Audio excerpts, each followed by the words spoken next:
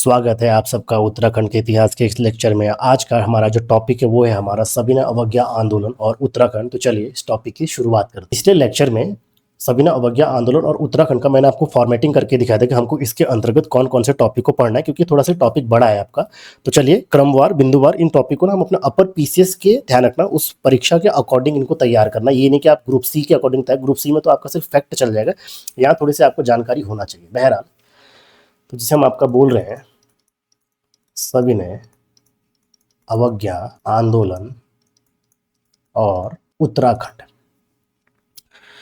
तो सविनय अवज्ञा आंदोलन ना भारतीय स्वतंत्रता संग्राम का दूसरा क्या था, आपका जन आंदोलन था। सबसे बड़ा दूसरा जन आंदोलन था। साथ ही साथ इसका जो नेतृत्वकर्ता के नाम के अगर हम लोग बात करते तो वह गांधी का नाम नजर आता है। और इस आंदोलन का अगर हम उद्देश्य समझ पाए कि उद्देश्य क्या था ना आपका, तो ब्रिटिश सरकार के अन्यायपूर्ण कानूनों का अहिंसात्मक ढंग से बहिष्कार करके स्वराज प्राप्ति, ये क्या था, एक तरीके से उद्देश्य था। यानी कि ब्रिटिश सरकार के अन्यायों का क्या करना, अहिंसात्मक रूप से उसका विरोध करना और अंततः स्वराज प्राप्त करना, ये इसका उद्देश्य था। उत्तराखंड में सविनय अवज्ञा आंदोलन का टाइम पीरियड 1930 से 34 केवल राष्ट्रीय नीतियों का ध्यान रखने परिणाम नहीं था, बल्कि यहाँ नेतृत्वकर्ताओं ने क्या किया था ना, यहाँ के स्थानीय जन समस्याओं को जोड़कर इसे क्या बना देते थे, एक आपका व्यापक जन आंदोलन बना था। और कौन कौन सी उस समय उत्तराखंड में समस्याएं व्याप्त थी, ये मैं पीछे के लेक्चर में आपको बता चुका हूं, तो यहाँ पर कुछ की हम बात नहीं करते। ठीक है, साथ ही साथ यहाँ क्या किया, नमक कानून का विरोध तो किया ही किया, ठीक है। और उस नमक कानून के विरोध के साथ विदेशी वस्तुओं का बहिष्कार नजर आता है, शराबबंदी किया था, जंगल कानूनों का कहीं ना कहीं यहाँ के लोगों ने विरोध किया था और जनसभाओं के माध्यम से आंदोलन को सफल बनाने का एक तरीके से क्या किया था, प्रयास किया था। अब उत्तराखंड के संदर्भ में ना सविनय अवज्ञा आंदोलन के प्रमुख चरणों को देखते हैं और घटनाओं को हम बिंदुवार रूप से समझते हैं। तो जिसमें पहला आपका कहा जा रहा है पृष्ठभूमि और वैचारिक तैयारी। समझिए जरा इस चीज को, वैचारिक तैयारी 1929। अब आप कहेंगे कि बात तो 1930 की थी, समझ पाइए जरा इसको। यहाँ पर गांधी का नाम आता है कि दांडी यात्रा से ना ठीक एक वर्ष पहले कहीं ना कहीं महात्मा गांधी कुमाऊं के ऐतिहासिक दौरे पर थे, ठीक है। और इस दौरान गांधी ने क्या किया था, तो पहाड़ की उस आम जनमानस में स्वतंत्रता के बीज को बोकर राष्ट्रवाद का आधार को और मजबूत किया था, जो कहीं ना कहीं 1930 के आंदोलन की सफलता का एक तरीके से क्या बनी थी, आपका कारण बने थे, ठीक है। और गांधी का आगमन कैसे हो रहा है, साथ ही साथ कुमाऊं के किन किन क्षेत्रों में अपनी यात्रा को कर रहे हैं, ये सब मुद्दे हम पिछले क्लासेस में आपका पढ़ चुके हैं, ठीक है। अब बात आती है यहाँ पर को नमक कानून का उल्लंघन और स्थानीय मुद्दे। तो समझते हैं जरा इसको विस्तार से। ये जिसको नमक कानून का यानी दांडी यात्रा ना, तो आपका 12 मार्च, तो दांडी यात्रा हो रही है आपकी 12 मार्च से लेकर 6 अप्रैल 1930 का ये टाइम पीरियड हमको नजर आता है, ठीक है। तो उत्तराखंड में दांडी यात्रा यानी कि 1930 और उसके बाद शुरू हुए नमक कानून आंदोलन, जिसे कहा जा रहा है नमक सत्याग्रह का इतिहास, कहीं ना अपने आप में गौरवपूर्ण इतिहास रहा है। यद्यपि उत्तराखंड क्या आपका पहाड़ी राज्य और साथ ही साथ यहाँ पर कोई समुद्र भी आपका नहीं है, बावजूद इसके यहाँ के जो स्वतंत्रता सेनानियों ने गांधी के आह्वान पर राष्ट्रीय स्तर से लेकर स्थानीय स्तर तक इस आंदोलन में कहीं ना कहीं बढ़ चढ़कर हिस्सा लिया था, ठीक है। पूरे आंदोलन को उत्तराखंड के संदर्भ में कुछ बिंदुओं के माध्यम से हम समझ पाते हैं, जिसे कहा जा रहा है आपका कि गांधी की दांडी यात्रा में, ठीक समझ पा रहे हैं आप हेडिंग को, कि गांधी की दांडी यात्रा में उत्तराखंड के वीर, आपको नाम यहाँ पर को याद होगा, जो 3 सेनानी यहाँ पर को जो इस यात्रा में शामिल हुए थे, ज्योतिराम कांडपाल, भैरव दत्त जोशी और गोरखवीर खड़क बहादुर, ठीक है। बहरहाल तो यात्रा आपकी शुरू हो रही है 12 मार्च 1930। महात्मा गांधी ने क्या किया, आपका साबरमती आश्रम अपने कितने, तो 78 सत्याग्रहियों, लिख लीजिए, या अनुयायियों के साथ इस यात्रा की कहीं ना कहीं शुरुआत कर रहे हैं, जिसमें 3 वीर के जो नाम है आपके उत्तराखंड से आपको इस आंदोलन में दिखाई पड़ते, जिसमें आपका ज्योतिराम कांडपाल, भैरव दत्त जोशी और खड़ग बहादुर। ये फैक्ट आप लोग को सबको ये ध्यान रखना याद होगा, ठीक है।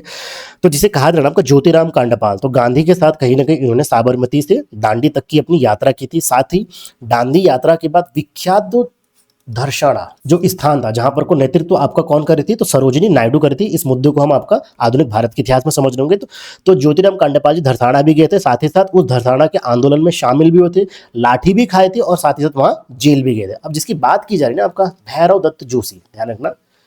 तो आंदोलन के ना प्रथम चरण यानी कि आंदोलन के तो शुरुआती चरण में ये नजर आते हैं, लेकिन आंदोलन के अंत में इनका नाम नजर नहीं आता। दरअसल होता क्या है कि बीच में इनकी तबीयत खराब हो जाती है और उस बीमारी के चलते, अस्वस्थता के चलते, अपने इलाज के कारण इनको रुकना पड़ता है।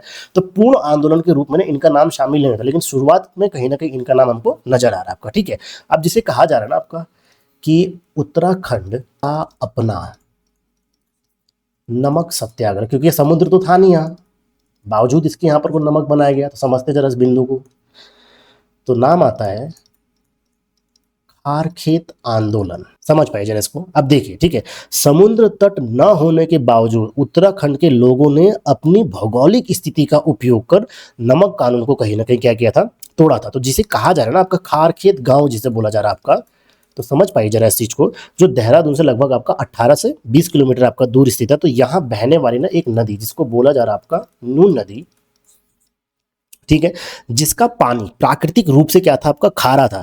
तो इसी के पानी को उबालकर 20 अप्रैल 1930 को स्थानीय लोगों ने अवैध रूप से नमक को क्या किया था, एक तरीके से तैयार किया था और ब्रिटिश नमक कानून को खुली चुनौती दिया था। ठीक है, इस स्थानीय सत्याग्रह का नेतृत्व के रूप में अगर हम बात करें, ध्यान रखना ये स्थानीय बस लोकल के कुछ नेताओं के नाम हमको यहाँ पर नजर आते हैं, जैसे महावीर त्यागी, नरदेव शास्त्री, विचारानंद सरस्वती, गांधी से मुलाकात याद होगा इसका, नारायण दत्त डंगवाल, ऐसे आपको नेताओं के नाम कहेंगे। स्थानीय स्तर पर ध्यान रखना है, ये कोई आपका पूरे क्या कहते हैं आंदोलन में आपको नजर नाम नहीं आएंगे आपका। ठीक है, फिर अगर बात करता है यहाँ पर को महिलाओं का नेतृत्व, अच्छा महिलाओं का नेतृत्व अल्मोड़ा में ज्यादातर आपका देखा गया। तो गांधी जी ने जब 6 अप्रैल 1930 को ना दांडी में नमक कानून तोड़े जाने के बाद कहीं ना कहीं वो पूरे उत्तराखंड में सविनय अवज्ञा की क्या हो गई, एक तरह से लहर दौड़ पड़ी थी। और अल्मोड़ा में ना एक नाम आता है आपका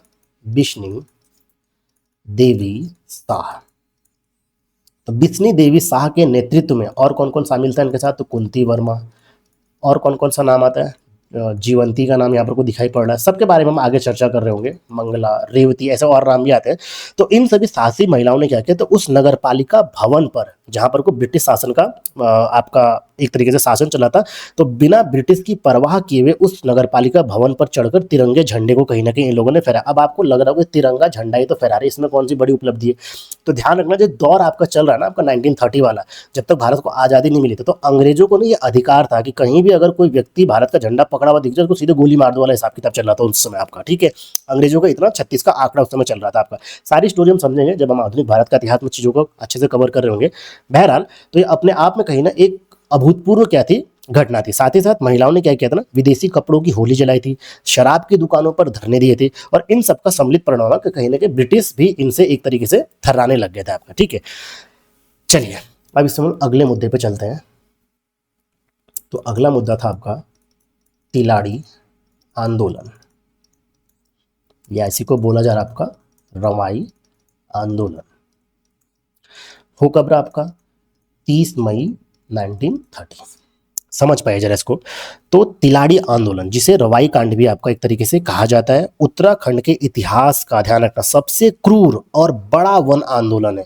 इसे जल जंगल जमीन पर अपने पारंपरिक अधिकारों की रक्षा के लिए उत्तराखंड के किसानों के अभूतपूर्व बलिदान के रूप में कहीं ना कहीं इसको याद किया जाता है।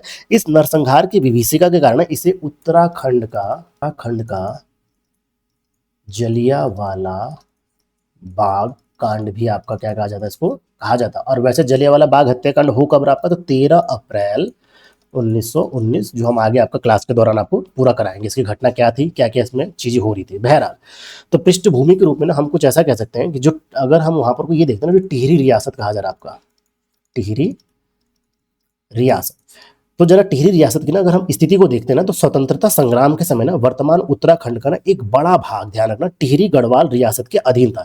टिहरी रियासत हमको आगे भी पूरा डिटेल से पढ़ना है, तो सारी चीजें आपको वहां कनेक्ट कर लेंगे हम। ठीक है, तो यहाँ का राजा एक तरीके से क्या था ना, यहाँ पर जो था आपका टिहरी रियासत में ना राजा का शासन था, राजा का शासन था।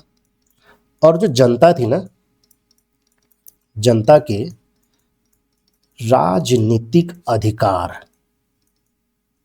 क्या थे यहाँ पर को आपका सीमित थे, ध्यान रखना, ठीक है। यानी कि राजा ही आपका सर्वे सर्वा यहाँ पर को था। और साथ ही साथ रियासत की आय का अगर हम लोग प्रमुख स्रोत की बात करते हैं, आय का प्रमुख स्रोत, तो आय का जो प्रमुख स्रोत था वो आपका क्या था, जंगल, और जंगल से प्राप्त होने वाली चीजों पर कहीं ना कहीं एक तरीके से क्या था, इस अधिकार था। इसलिए सरकार ने क्या किया था, जंगलों पर एक तरीके से कड़े कानून स्थापित कर दिए गए, तो जिसे कहा जा रहा है आपका रवाई, ठीक है। तो रवाई आपका ना वर्तमान उत्तरकाशी जनपद का एक आपका पर्वतीय क्षेत्र है। साथ ही साथ इस क्षेत्र के लोगों की आजीविका के अगर हम मुख्य साधन की बात करें, रवाई के अगर लोगों की साधन की आजीविका की बात करते हैं तो कृषि, पशुपालन, सब जंगल से जुड़ने वाले, और वन संसाधन, ठीक। तो इनका मतलब क्या था, इस पर एक तरीके से ये आजीविका का इनका साधन था, अर्थात इन पर इनकी निर्भरता क्या थी, एक तरीके से अधिक थी। और इन्हीं पर क्या क्या था, टिहरी के शासकों ने, टिहरी के शासक द्वारा इस पर आपका कर आरोपित किया जाना, ठीक है। तो आगे बात अगर हम लोग इसमें करते हैं आंदोलन के प्रमुख कारण, जिसे आपका कहा जा रहा है आपका वन कानून, एक एक को समझते हैं जरा डिटेल से। तो टिहरी रियासत ने ना जंगलों को क्या किया, एक तरीके से आरक्षित वन घोषित किया, यानी कि अपने अंडर में सब चीजों को उन्होंने ले लिया था, ठीक है। साथ ही साथ ब्रिटिश औपनिवेशिक शासन की तर्ज पर जो तत्कालीन टिहरी रियासत, जिसके राजा उस समय थे आपके नरेंद्र शाह, ने वनों में राजकोष बढ़ाने के लिए 1929-30 में क्या किया, नया वन कानून को क्या किया, एक तरीके से लागू किया था। ये सब चीजें हम आगे आपको जो टिहरी रियासत पढ़ेंगे पूरा डिटेल से वहां पर को आएगा, बस यहाँ पर को मैंने एक एक शब्द के रूप में चीजों को लिखा है। दूसरा जिसके हम बात कर रहे हैं उसे बोला जा रहा है आपका पारंपरिक अधिकारों का हनन। समझ पाइए जरा इसको। तो ग्रामीणों को ना कहीं लकड़ी काटने, घास लेने या घास काटने लिख सकते हैं इसको, साथ ही साथ पशु चराने और खेती के लिए जंगलों का उपयोग करने पर क्या लगाया गया था, एक तरीके से रोक लगा दिया गया था। यहाँ पर को ध्यान रखकर चलिएगा। तो एक तरीके से क्या हो रहा है, उनके पारंपरिक अधिकारों का क्या हो रहा है, यहाँ पर को हनन हो रहा है। साथ ही साथ अत्यधिक कर का क्या किया गया, तो शासन की तरफ से जनता पर कई प्रकार के कर आरोपित किए गए थे, जैसे चराई कर, यदि आप जानवरों को खेत में चरा रहे हैं, जंगल में चरा रहे हैं, तो उसका आपको टैक्स देना पड़ेगा। साथ ही साथ वन कर, आप यदि वन में लकड़ी लेने के लिए जा रहे हो तो उसका आपको टैक्स देना पड़ेगा, और अन्य स्थानीय कर। ये सारे टैक्स मैं आपको जब टिहरी रियासत पढ़ा रहा हूँ तो वहां पर हम विस्तार से सबकी चर्चा कर रहे होंगे, ठीक है। इन सबका परिणाम ये माना कि पर्वतीय समाज का कृषि आधारित जीविका, जिसको हम बोल रहे हैं, वो कहीं ना कहीं एक तरीके से यहाँ पर वो क्या पड़ा, संकट में आ गया था। अब इतना कुछ हो रहा है, कहीं ना कहीं जनता पर परेशानी आ रही है यहाँ से करों के चलते, और करों के चलते जनता एक तरीके से बोझ के तले भी दब रही है। तो इन सब का परिणाम हमको एक रूप में नजर आता है, जिसको हम बोल रहे हैं आपका आजाद पंचायत और समानांतर सरकार। समझ पाइए जरा इसको। इस पे आप इसको बस यहाँ पर को पृष्ठभूमि के रूप में समझते हैं, बाकी इस पे एक मेंस का क्वेश्चन है, तो हम मुख्य परीक्षा जो आंसर राइटिंग वाला जो सीरीज है उसमें मैं आपको इसको डिटेल से करा दूंगा। यहाँ बस वो समझ पाए जरा। तो जैसे आजाद पंचायत आपको कहा जाना, तो तिलाड़ी आंदोलन का एक महत्वपूर्ण क्या था, ये राजनीतिक और सामाजिक, ठीक है। तो आजाद पंचायत तिलाड़ी आंदोलन का एक महत्वपूर्ण राजनीतिक एवं सामाजिक आपका पक्ष था। जब रवाई क्षेत्र की जनता ना टिहरी रियासत के दमनात्मक क्या कहते हैं शासन से एक तरीके से क्या थी, नाराज थी या असंतुष्ट थी, तो लोगों ने सरकारी प्रशासन का बहिष्कार कर अपने स्तर पर क्या किया, एक तरीके से समानांतर जन प्रशासन, जिसको बोल रहे आपका पैरेलल गवर्नमेंट चलाने का प्रयास किया। समानांतर सरकार हमको पढ़ना आधुनिक भारत के इतिहास में, तो वहां का क्रम है। तो इसी व्यवस्था को आपका कहा जा रहा है आजाद पंचायत। इसमें अगर नेताओं की हम लोग बात करते हैं तो ध्यान रखना, लोकल स्तर पर ही ये नेता आपके थे, उसी क्षेत्र में आपके थे, जिसमें दयाराम का नाम निकल के आता है, रुद्र सिंह का नाम आता है, राम प्रसाद का, जमन सिंह का नाम आपका शामिल है आपका, ठीक है। अब टकराव का बिंदु कहां पर को आता है, टकराव का बिंदु या आंदोलन की शुरुआत कैसे हो रही, जरा समझ पाइए जरा इस बिंदु को। तो दरअसल ना टकराव का बिंदु शुरू हो रहा ना आपका 20 मई 1930 को। होता क्या है ना, आपका जो रवाई परगना है, रवाई, तो यहाँ के जो एसडीएम है, नाम था उनका सुरेंद्र दत्त, ठीक है। तो सुरेंद्र दत्त ने क्या किया ना, अपनी अदालत में जो ये आंदोलनकारी जिनका मैंने अभी नाम लिया था, दयाराम हो गया, रुद्र सिंह हो गया, आपका जमन सिंह हो गया, तो इन लोगों को क्या किया ना, अपनी अदालत में दोषी ठहराकर इनको टिहरी जेल भेजने का कहीं ना कहीं क्या किया था, इन्होंने आदेश दिया था। अब इसका परिणाम क्या होता है ना, कि जब अधिकारी जो थे नेताओं को जब लेकर जा रहे थे ना, तो दांडल गांव, एक गांव का नाम आपका आता है, तो वहां पर को हजारों आपके ग्रामीण इकट्ठा हो जाते हैं और इन सबको घेर लेते हैं। और जो उस समय के जो तत्कालीन वन अधिकारी डीएफओ थे, वो थे आपके पदम दत्त रतूड़ी। तो इन्होंने क्या किया, तुरंत एक्शन लेते हुए ना ग्रामीणों पर गोली चला दी, जिसमें 3 कहीं ना कहीं ग्रामीण आपके मारे गए थे। अंततः लोगों में कहीं ना कहीं गुस्सा या आक्रोश एक तरीके से बढ़ा, और ग्रामीणों ने क्या किया था ना, जो उस समय के एसडीएम थे आपके, कि सुरेंद्र दत्त थे, इनको क्या किया, एक तरीके से उन लोगों ने बंधक बना लिया था। अब जब ये बात ना आगे पहुंचती है, महाराजा के पास पहुंचती है, तो बस वहीं पर आपका नाम आ रहा है कि 30 मई 1930, जिसको क्या बोला जा रहा है आपका, तिलाड़ी का खूनी नरसंहार। समझ पाइए जरा इसको। तो तनाव को देखते हुए ना महाराजा नरेंद्र शाह, ठीक है, इनके दीवान थे नरेंद्र शाह, इनके दीवान या एक तरीके से कह लीजिए प्रधानमंत्री, ये सब अभी आगे हमको पढ़ना है डिटेल से, ठीक है। क्या नाम था उनका, तो चक्रधर जुयाल, ठीक है। तो चक्रधर जुयाल ने आंदोलन को कुचलने की कहीं ना कहीं एक तरीके से योजना बनाई थी। और साथ ही जब ये योजना बन रही ना, तो उस समय जो राजा थे, यानी कि कौन, नरेंद्र से, वो जो यूरोप की यात्रा पे थे। समझेंगे हम उन बिंदुओं को जब आगे हम टिहरी रियासत पढ़ेंगे। तो इसमें बिंदु कुछ आते हैं, इनको समझते हैं। जिसमें पहला कहा जा रहा है आपका मैदान का घेराव, ठीक है। तो उत्तरकाशी जिले में ना बड़कोट के पास यमुना नदी के किनारे स्थित वो आपका तिलाड़ी का एक क्या था, आपका विशाल मैदान था, जहां 30 मई को ना आजाद पंचायत के आह्वान पर हजारों निहत्थे, ध्यान रखना, हाँ, ग्रामीण शांतिपूर्ण सभा के लिए क्या हुए थे, एक तरीके से आपका एकत्रित होते हैं। इसी के तर्ज पे ना उसको जलियांवाला बाग हत्याकांड से आपको कंपेयर किया जा रहा है। बहरहाल फिर इसमें दूसरा जो बिंदु आ रहा है, कमांडरों का इनकार, यानी कि जो टिहरी रियासत का जो आपका दीवान, जो यानी कि चक्रधर जुयाल थे ना, तो इनके जो पहले जो टिहरी सेना के कमांडर थे, जिनका नाम आपका आता है कमांडर का कर्नल सुंदर सिंह, तो कर्नल सुंदर सिंह ने क्या किया ना, उस भीड़ पर ना गोली चलाने से एक तरीके से क्या किया, उन्होंने मना कर दिया था। अंततः उन्हें अपने पद से निकाल दिया गया और इनके बदले नत्थू सिंह साजवान को एक तरीके से क्या किया, सेना का प्रमुख बनाया गया। और नत्थू सिंह के नेतृत्व में लगभग 300 बंदूकधारी सैनिकों ने मैदान का तीनों तरीके से आपका क्या किया, घेराव किया और लोगों पर अंधाधुंध फायरिंग कर दी। गोलीबारी से एक तरीके से बचने के लिए लोग कहीं ना कहीं पेड़ों पर भी चढ़े, लेकिन वहां भी उनको गोलियों से भून दिया गया। और कई लोगों ने अपनी जान बचाने के लिए उस यमुना के तेज प्रवाह में छलांग भी लगाए थे, लेकिन वो भी भाव के साथ एक तरीके से क्या आपका डूब गए थे, ठीक है। सरकारी रिकॉर्ड में अगर यहाँ पर को मरने वालों की बात की जाती तो वो सिर्फ 18 बताई गई थी, लेकिन वास्तविक स्थानीय और शोध के अनुसार नरसंहार में कम से कम 200 से अधिक ग्रामीण एक तरीके से वहां शहीद हुए थे और 100 से अधिक घायल हुए थे।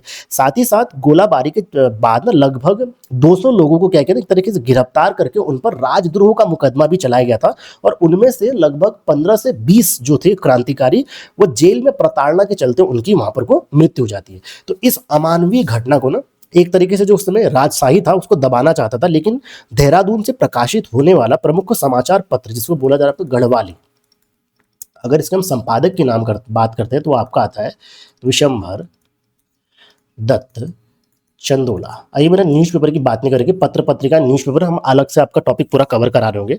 तो इस गढ़वाली पत्र के माध्यम से इन्होंने क्या किया, इस पूरे व्याख्यान का एक तरीके से दुनिया के सामने उजागर किया था। इस बौखलाहट में क्या किया, टिहरी रियासत ने विश्वंभर दत्त चंदोला पर मुकदमा दायर करके उनको एक तरीके से जेल भेज दिया गया था।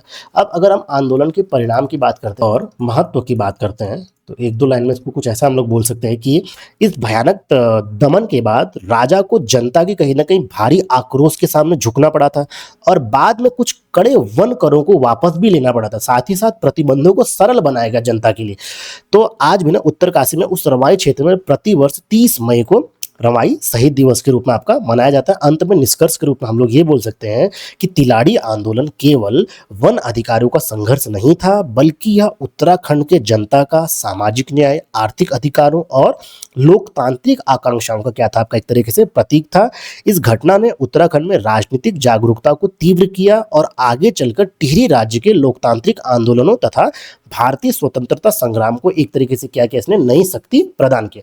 चाहे तो आप इसमें निष्कर्ष में टिहरी प्रजामंडल का भी नाम लिख सकते हैं, क्योंकि इससे भी कनेक्ट आपका होगा। तो जब हम आपको क्वेश्चन आंसर करा रहे होंगे उसमें, तो आपको निष्कर्ष एक दो तरीके से मैं आपको और इसमें लिखना बता दूंगा। तो अब इसमें जो हमारा अगला जो हमारा टॉपिक आएगा, अब हमको जो बात करनी है यहाँ पर को पेशावर कांड की बात करनी है और अंग्रेजी प्रतिक्रिया और प्रभाव की बात करनी है। तो इसको हम कब कर रहे होंगे अगले लेक्चर में, फिर साथ ही साथ इसमें फिर अगले टॉपिक को भी इसमें आपको मैं बता दूंगा कौन कौन सा इसमें टॉपिक कवर करना है। बहरहाल आज की क्लास को बच्चों यहीं पर को समाप्त करते हैं, मिलते हैं आपसे जल्दी अगली क्लास में। Thank you.